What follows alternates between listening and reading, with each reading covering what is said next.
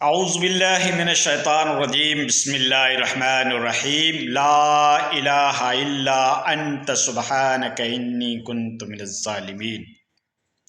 محترم ناظرین اور معزز سامعین، آج کا میرا جو ٹاپک ہے یہ ڈائبٹیز یا شوگر کے بارے میں آپ کو بتانے کے لیے حاضر خدمت ہوا ہوں۔ دوستو، نہ تو میں کوئی حکیم ہوں نہ میں کوئی ڈاکٹر ہوں، لیکن میں آپ کو تجربے کی روشنی میں شوگر کے کچھ اپائے آپ کو بتا رہا ہوں، کس طریقے سے شوگر کی ایکٹیویٹی ہوتی ہے اور کس طریقے کا اس کا اپایا ہم کر سکتے ہیں، کس طریقے سے اس کو کنٹرول کر سکتے ہیں، کس طریقے سے اس میں تخفیف پیدا کر سکتے ہیں۔ تو میں میرے تجربات آپ کے ساتھ شیئر کروں گا اور مجھے امید ہے کہ انشاءاللہ لوگ اس پہ عمل کریں گے تو اس مہلک قسم کی بیماری سے بچ سکتے ہیں۔ شوگر جو ہے یہ تمام بیماریوں کی ماں ہے، اس کو حکیموں کے یہاں ام الامراض کہا جاتا ہے، تمام بیماری کی ماں۔ ساری بیماریاں جو مہلک قسم کی بیماریاں، بڑی بڑی بگ جو ڈیزیز ہے، وہ سارے شوگر کی وجہ سے پیدا ہوتی ہے۔ جیسے آنکھوں کی روشنی شوگر کی وجہ سے ختم ہوتی ہے، تمہارے گردے شوگر کی وجہ سے کمزور ہوتے ہیں، تمہیں ہارٹ کے دورے شوگر کی وجہ سے ہو سکتے ہیں، اس طریقے سے لیور کمزور ہونا۔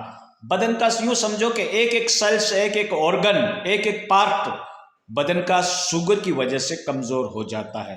چیسٹ کیا، آئی کیا، کڈنی کیا، ہارٹ کیا، ساری کی ساری چیزیں اس سے افیکٹو ہوتی ہے، متاثر ہوتی ہے۔ شوگر سب کے اوپر پربھاؤ چھوڑتا ہے۔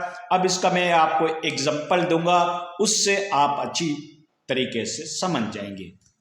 شوگر کس کو کہا جاتا ہے؟ جیسے لکڑی کو دیمک لگتا ہے، وہ لکڑی کتنا دن خیر منائے گی، ٹھیک اس طریقے سے انسان کی زندگی کا دیمک شوگر ہے۔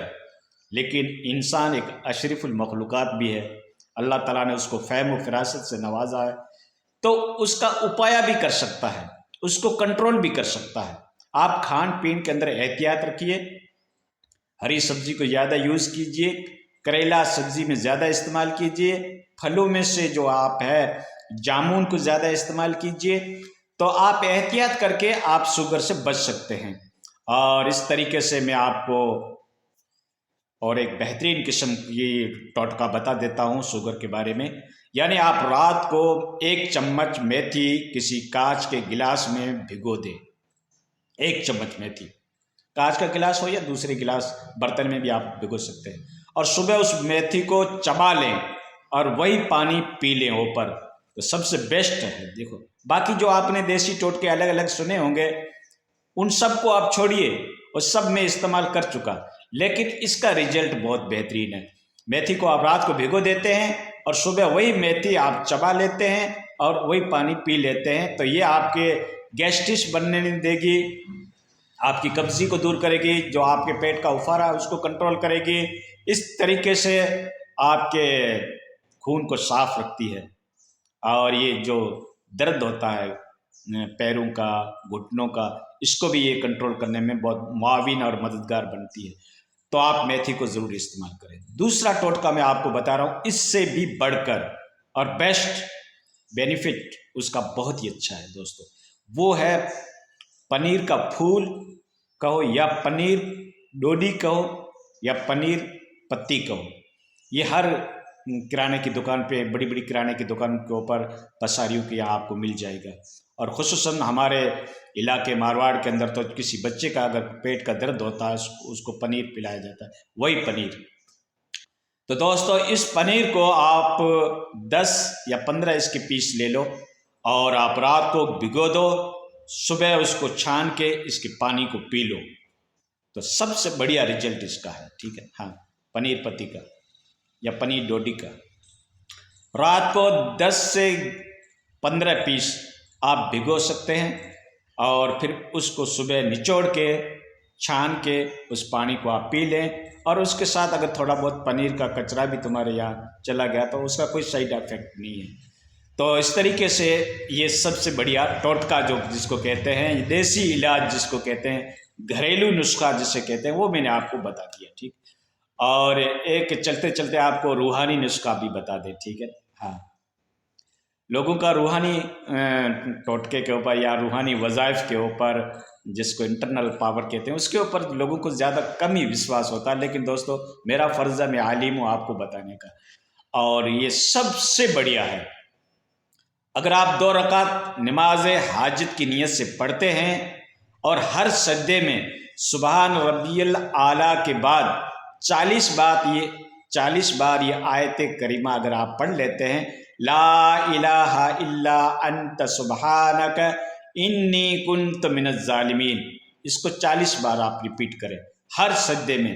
2 رکعت میں 4 سجدے ہوں گے، سبحان ربی الاعلیٰ کے بعد 40 بار اگر آپ اس کو پڑھ لیتے ہیں، پھر دیکھو کیا ہوتا ہے، جو تم نے سوچا نہیں وہ ہو جائے گا، ٹھیک ہے؟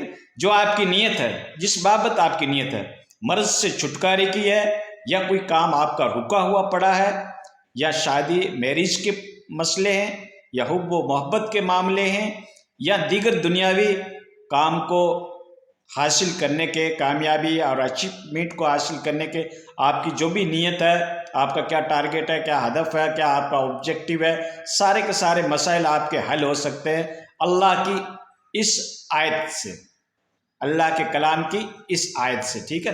یونس علیہ السلام کو مچھلی نے اپنے پیٹ سے باہر نکال دیا، تو یہ آیت اندھیرے کے بابت نازل ہوئی ہے۔ اگر اندھیرا بیماری کا بھی ہو سکتا ہے، پریشانی کا بھی ہو سکتا ہے، تقدیر کا بھی ہو سکتا ہے، کئی امور اس میں شامل ہیں، یعنی کئی ایک ہدف اس میں شامل ہیں۔ تو آپ کسی بھی ہدف کے لیے، کسی بھی ٹارگیٹ کے لیے، کسی بھی مقصد کے لیے اگر آپ یہ ذکر کر لیتے ہیں تو ماشاءاللہ بہت بہترین۔ اب چند لوگوں کے دلوں میں یہ ایک اعتراض ہوگا کہ مول صاحب اس کے سمٹمز کیا ہیں، اس کی علامات کیا ہے، اس کی نشانی کیا ہے شوگر کی؟ آپ کہہ رہے ہو کہ 20 سال سے میں اس سے افیکٹو ہوں۔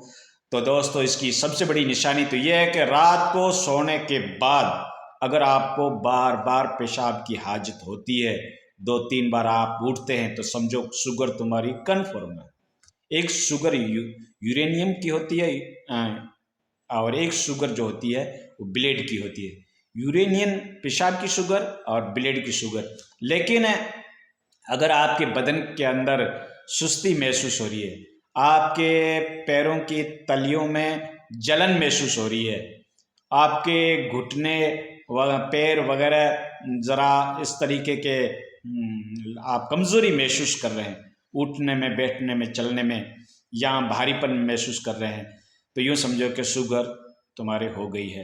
اور سب سے بڑی علامات یہ ہے کہ دھیرے دھیرے آپ کی آنکھ کی روشنی جیسے ڈاؤن ہو رہی ہے، بار بار پیشاب کی حاجت ہو رہی ہے، بار بار آپ کو بھوک لگ رہی ہے، دن میں بار بار آپ پانی پینے کی آپ کو حاجت ہو رہی ہے، تو یہ شوگر کی ساری علامات میں سے شامل ہے، ٹھیک ہے؟ ہاں، بدن میں سستی رہنا، کام کی اچھا نہیں رہنا، سیکسولوجی ڈاؤن ہو جانا، آنکھ کی روشنی کمزور ہونا، اور پیروں کے اندر جلن رہنا، اور رات کو بار بار پیشاب لگنا، یہ شوگر کے علامات میں سے علامات ہے۔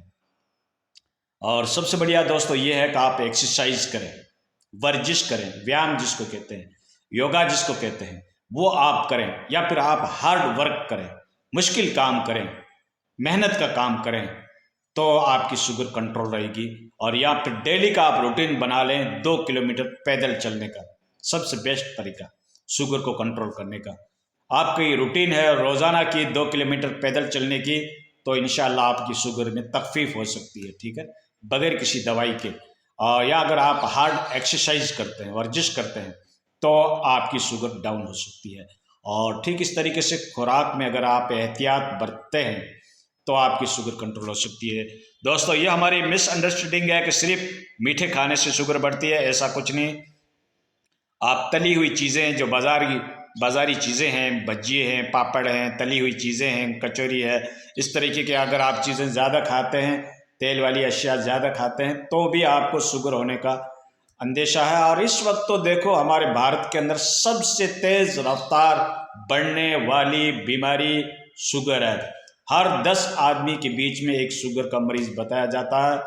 تو اللہ ہی بہتر سمجھے، لیکن اب اس کو اپنے کیسے کنٹرول کریں، اور اس کی اپنے کو تدبیر سوچنی چاہیے، کھان پین کا دھیان کرنا چاہیے، میٹھی غذاؤں سے بچنا چاہیے، اور اللہ سے دعا کرنا چاہیے، ٹھیک ہے۔